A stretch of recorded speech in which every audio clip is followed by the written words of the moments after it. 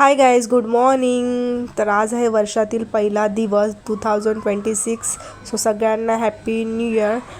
नवीन वर्षाच्या खूप खूप खूप शुभेच्छा. आपण खरं तर नवीन वर्ष हे आपलं गुढीपाडव्याला चालू होतं.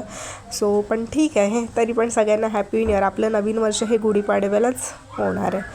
सो इथे नवीन वर्ष चालू झालं आणि कोणाची नजर लागली मला काय माहीत नाही. सो पुढे बघाच समजेलच तुम्हाला. सो गणूला झोपवलं, मी फ्रेश वगैरे झाली, गणूला झोपवलं, त्याचा नाश्ता वगैरे झाली. त्याला आंघोळ आता घालत नाही कारण की सर्दी झाल्यामुळे. तर मग किचनमध्ये आली. किचन तर आपली वाट बघतच असतो. सो किचनमध्ये काय, त्याला दाल खिचडीच बनवायची होती. प्रियांका तर सकाळी सगळा स्वयंपाक करून गेली होती.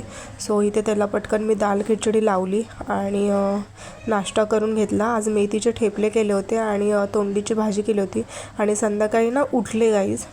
संध्याकाळी उठल्याच्या नंतर अचानक मला थंडी भरून आली, भरपूर थंडी भरून आली.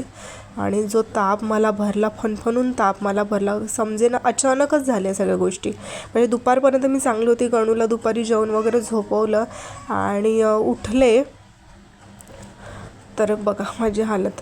सो तरीसुद्धा मम्मी उठली कारण की गणूला डाळ चपाती बनवायची होती.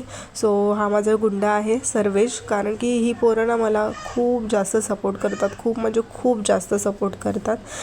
सर्वेशनी गाईज माझ्या प्रेग्नन्सीमध्ये माझी खूप सेवा केली आहे.